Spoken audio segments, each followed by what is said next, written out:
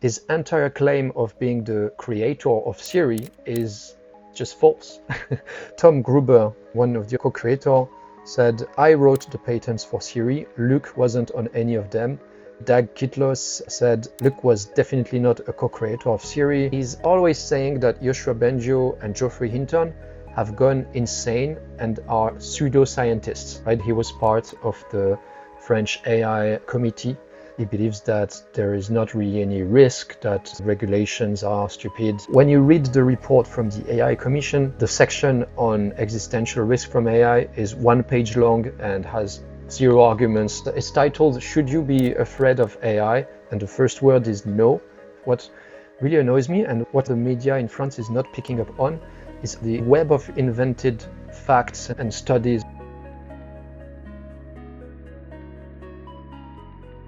Over in France, there's been some recent drama with one of the most prominent figures in AI over there, Luc Julia, who recently had a debate with the director of our national chapter in France, Maxime Fournes, who's joining us today. And he's going to explain a little bit about what's been going on, about maybe some misleading claims that have been made and how that has affected AI policy in France in general. So thanks for joining us today, Maxime. How's it going? Thanks for having me. I'm doing great. Great. Yeah, so can you just begin by explaining to us non-French speakers, who most of us are not aware, who is Luc Julia? Yeah. So the context, Luc Julia is probably the second most influential person in AI in France after Yann Lequin. He currently is the chief scientist at Renault, the car manufacturer. But his claim for fame is to be the co-creator of Siri. He worked at Apple some time ago, and he's presented in French media as so sometimes the creator of Siri, sometimes the co-creator. He is presented as a world leading expert in AI. Sometimes they also use the words the Pope of AI. That's a usual nickname. I think he raised to fame also about like 5 or 6 years ago when he published a book called Artificial Intelligence Does Not Exist. And then he did a series of conferences. There is one talk from him on YouTube that got almost 1 million views, and it's a French-speaking talk, so you have to keep that in mind. It's in the niche area of artificial intelligence in French speaking, getting that many views is really high. So he has a very wide like mediatic influence, but also political, because he was part of the French AI committee, which was a committee set up by the French government to decide basically the strategy of France when it comes to AI. So he participated in writing the report that sets the strategic direction of France in terms of AI. In terms of his views, well, he basically believes that artificial intelligence does not exist. He believes that there is not really any risk, that all the risks are overblown, that regulations are stupid. Not his words, my words. I'm paraphrasing, although maybe I'll have to check. It could be also his words. And he tends to be extremely critical of people who think that we should regulate or that think that there is any sort of danger besides like the very basic stuff. Great. And yeah, so we'll get more into like kind of his views on AI later. But could you? I believe recently you had a debate with Luc, and there has been some kind of fallout of this debate. So could you just explain to me first of all roughly what you discussed in the debate and what's happened afterwards? Yeah. So what happened is that, well, I mean, there's currently a massive controversy on him. And I'm going to get into that, but it's not directly linked to the debate I had with him, but it's still an interesting piece of the story. So a couple of months ago, we had a debate on YouTube that got quite a little bit of viewership, and it makes for a funny watch, especially if you speak French. I wouldn't say that there was much in the like. There was not any interesting arguments on his side. It was mostly how to describe it. Uh, well, I was trying to make my case, right, and try to prove my point with arguments, citing scientific studies, etc. And in front of me, I had basically someone who was just mostly insulting me and saying Mm. that this was just complete nonsense, that this was completely dumb, calling Geoffrey Hinton a someone who has completely lost their mind, who was like, I don't remember if he said that he was senile, but he hinted it, and and I mean, in a certain sense, this worked well because like the viewers were quite unanimous in saying that like what the hell is this and who is this person and why is he so obnoxious. But it was not really any sort of intellectual debate. He did not have any arguments to present, only extremely superficial stuff like repeating AI is just a tool, it's like a hammer. Yeah. So that was this bit, and I think that contributed to the following events. The next event was a hearing at the Senate. So he was called for giving a hearing at the French Senate to talk about artificial intelligence, and this was recorded, and it was his usual speech, but he added some new nuance to it. And when I saw this, I was outraged because he was making up a lot of facts in this hearing. And but I was not the only one who noticed that. A famous French YouTuber who goes by the name of Monsieur Phi, who was like a philosophy channel. After seeing my debate with him and seeing the hearing at the Senate, decided that it was enough and made a 1 hour long video where he exposes a lot of problems with this person's arguments and also his claim for fame. Um, Mm. so like that's basically the meat of the story. Mm. Um, what this person shows is that not only his whole narrative is based on mostly invented facts and invented studies, etc. Not even like just deforming stories, also just making up studies and research papers that do not exist. But not only that, but also his entire claim of being the creator of Siri is just false. So like he what happened is that he worked with the real co-founder of Siri like 10 to 15 years before Siri was invented. His name was Adam Cheyer, on unrelated stuff, well, somewhat related stuff, but like the technology 15 years before Siri. Then Siri was built by other people, then bought by Apple, and Apple launched Siri, and only like a couple of months after the official launch, when it was on everyone's iPhones, Luc Julia joined Apple and took the lead of the Siri team as like an engineering management role. He did that for 10 months and then he left. So that's the entire that's his contribution to Siri, right? But in France, Okay, like and I have, he's been claiming to be the creator of Siri for how long now? I don't know, it must have been like 7 years now. It's crazy. Okay. Like I have an article in front of me that was published months ago in Figaro, which is one of the most read papers in France. Title is like Luc Julia, creator of Siri, blah blah blah, and then Mhm. you see the subtitle: The father of Siri breaks the myth on artificial intelligence and explains why we should stop panicking. Mhm. So that's just the way he's presented everywhere, and it happens to just be entirely wrong. Mhm. And I think you were saying before we began this interview that this kind of lie, if we can call it that, has kind of managed to survive within the French media environment. But because in the English speaking media environment, we're not really aware of Yes. these kinds of claims, so it hasn't maybe been held up to scrutiny by other former employees of Apple. So, why is it that this kind of lie has seemingly persisted for so long in French media? It's because in France we are in a bubble. So like there's really like a French-speaking bubble with I visualize this as like a network that has very too few ties with the English-speaking network, and information does not flow very well.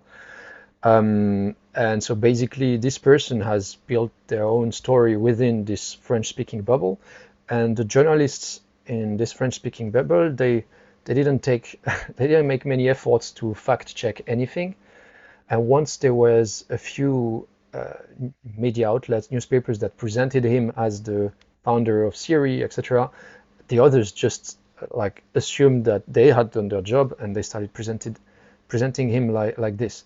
There were already like I was already aware, even before my debate, that he was not the inventor of Siri, but it's this kind of situation where it's very hard to be the first person who is going to make this claim, because you're going against somebody who is very powerful, like has a whole system behind him, and you better have a lot of influence when you are going to make this claim. Otherwise, people are just gonna, like tell you that you are jealous, or you're just trying to smear his name, etc. So yeah, I think that's what allowed him to stay like this for so long. Also, yeah, no, I think that's it. I don't remember what I was going to say. And so since this kind of people have begun to question his claims to be the creator of Siri, has he said anything? Has he responded to these questions? No, he hasn't. However, the real creators of Siri have been called for comments, and now, well, I can just read what they said. So Adam Cheyer said that well, the only co-founders were Doug Kitlos, Tom Gruber, and himself. He said Luc led the Siri team at Apple, but only after it had already launched and Steve Jobs had passed. And he worked on early patents in the field, but not those related to Siri. I think he's the nicest of the three. Tom Gruber, and one of the other co-creator, said, I wrote the patents for Siri. Luc wasn't on any of them. He and Adam worked together at previous employment, but that had nothing to do with Siri. Luc had nothing to do with the creation of Siri. And finally, Doug Kitlos said, Luc was definitely not a co-creator of Siri. To characterize as a co-creator is incorrect. If the question is, was Luc considered a co-creator of Siri? The answer is definitely no. So on this, there is no doubt. But I just want to bounce a little bit from this and say that, to me, this part of the story is not that important. I don't care if he was the co-creator or Siri or not. What really annoys me, and what so far the media in France is not picking up on, is all the rest of the web of invented facts and studies, etc., that he presented in all of his interventions. To give you an example, during the Senate hearing, what he said, he said that with modern AI, like the LLMs that exist nowadays, there is a number that he calls pertinence. It means relevance. So it says like you can measure on them, you can measure a relevance number that tells you when, how often the model is telling the truth. And he says that this number was measured by a study at 64%. He says that this comes from a study from the University of Hong Kong, that they have given to these models millions of facts, like 1 + 1 = 2, his words, like this kind of facts, like very, very factual stuff. And they ask the model, is this fact true or false? And 64% of the time, the model gets it right, and 36% of the time, the model gets it wrong. But I think that anyone who has used an LLM recently realizes instantly that this is pure bullshit. So this also tells you a lot about the level, like the understanding of people have about this technology in France, so that somebody can claim this for so many years, and it's not picked up on. But when you look at the study that he uses to support this, it's a study from 2023 based on models from 2022, so like the very first version of ChatGPT, and it does not they do not mention like a relevance number or anything like that. The study is based on like a couple of hundred examples, not millions of facts, and they have nothing to do with factual information. It's asking the models to do some complex reasoning and then checking when they get the output of the complex reasoning right or wrong. So that's that's an example of like taking a study and not even being able to read and understand the abstract of the study. There is then he adds on this by saying that not only there is this 64% number, but a recent study by OpenAI published 2 weeks ago, so like a claim of an exact date, has discovered that this number has dropped from 64% to 62%, very precise numbers. This study does not exist. Like we've spent at PauseAI France, we spent some time looking for it. Monsieur Phi, the other YouTuber, also like looked everywhere at every study from OpenAI and just could not find it. It doesn't exist. And we also went a bit further. We searched to see if it could be like another study that from another lab that maybe he misunderstood, but to no avail. As far as I can tell, this just does not exist. There's this sort of stuff is just everywhere in his discourse. So using invented information to back his claims.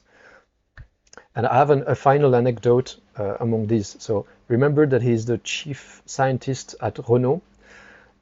He has been claiming now for years that level 4 autonomous vehicles will not exist before decades, and maybe they will never exist.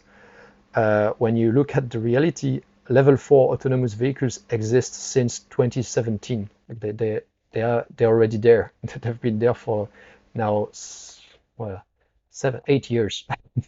But yeah, that's the kind of quality of discourse that we get in France from the world class AI experts. Well, in the case of the Senate, you could tell from looking at the hearing that he was saying what the senators present in the room wanted to hear. So there is basically people need to be reassured that everything is going fine with AI, etc. So the people who are really looking for this reassurance will find someone like Luc Julia and find the perfect, useful, how do you say, is very useful for giving you this sort of narrative. In terms of his actual impact, I think the most impactful thing is not measurable, really. It's the fact that he's so mediatic and so many people in France believe, like in the field of AI, believe his nonsense. I would say that's the main problem. The second most impact he had on French policy is through his role at the AI Commission. So when you read the report from the AI Commission, you find basically a lot of nonsense when it comes to the risk of AI. At PauseAI France, we have produced a counter expertise on this. We've made it signed by 20 experts, but you can see that like this fits perfectly with his narrative. The section on existential risk from AI is 1 page long and has 0 arguments. Just says that it's titled "Should you be afraid of AI?" and the first word is no, and you could stop reading there because there's not much after that. After that, there is like a subsection that is just a long analogy with when electricity was invented at the beginning of the century, saying when electricity was invented, people were scared of it, and it turned out that it was fine. And that's pretty much it. I mean, there's another section, but it's not much better than this. They say it's just science fiction, and they dismiss it outright. The third most problematic effect of his discourse is the fact that he has been ridiculing the people who are alerting about the risks. So he's always saying that Yoshua Bengio and Geoffrey Hinton have gone insane and are pseudo-scientists, right? his term. He's been characterizing them as pseudoscientists. The two most cited AI researcher in the world, the Yoshua Benjo, the most cited researcher in the world, and he has really managed to make a lot of people believe this in France. I mean, it's hard to say if he's the real source of that, of these beliefs that you find everywhere, but I suspect that the fact that he has been hammering this through millions of views of his videos has played a big role. I think it's a systematic failure. I can talk about the situation in France. In France, you have President Macron who wants to, who is really keen on developing the French tech ecosystem, right? That's what's like he wants more investments in France. He wants a flourishing tech industry, and he's noticing that AI is being developed by the US, maybe China, and France is very late in the game. And he really wants people to tell him, you should invest in AI, there is no risk, go ahead. And I think that because of the way the system works, he has managed to surround himself with people who are going to be, how do you say, yes sayers, like to be agreeing with everything that he says. And there has been a selection process, right? So you have like these two-part failures. First, you have like people like Luc Julia who have been just saying complete nonsense and saturating the information landscape with absolute nonsense about AI. And on the other side, you have like lobbyists like Jan LeCun, who are just like defending the interests of their company Meta, and some politicians who really want to hear one side of the story and have like a bias towards one side, and this creates this system where the false information can be perpetrated. You can only like carry on with this kind of narrative for so long until you end up exposed. Although 7 years is impressive. We have been very active in, like, as you said, in the media. We managed to get close to 1 million cumulative views in a year, which is great. And because of this, we've had a lot, like a bit too many new volunteers joining, like too many for our capacity to onboard them. So for the last month and a half, we've been working very hard on restructuration of our organization so that we can now use the help from all of these amazing people who are joining to help us. We're throwing a big, how should I call it, relaunch meeting on the 2nd of September. So now we have like this team structure, etc. We've spent a lot of time thinking this through and talking to different advisors. Our hope is that on the 2nd of September, we can start staffing this whole system. And we are now going to be, we're going from like a group of committed volunteers who have been able to achieve a lot, but still quite dispersed, to becoming a proper organization with teams, etc. And that can run by itself, does not rely on like any single individual to keep running, and can grow very quickly. I believe that this is the kind of stuff that we need to fix the problems of this system that I just talked about. Like, I think that without a support from the general public, and like without having the general public who really understands these issues, you can have the kind of stuff that happened with Luc Julia, where a person can just continue repeating nonsense without ever being challenged. I don't think that this can happen in a world where 1 million people understand the problems with AI. That's why I think we need a movement like PauseAI. We need to raise awareness in the general public. That's my prime focus in France. Getting a international pause agreement, etc., would be great, but I think the instrumental goal, the instrumental sub-goal of just educating as many people as possible on what is currently happening with AI, the amount of danger that everyone is being exposed, is how we are going to solve this problem.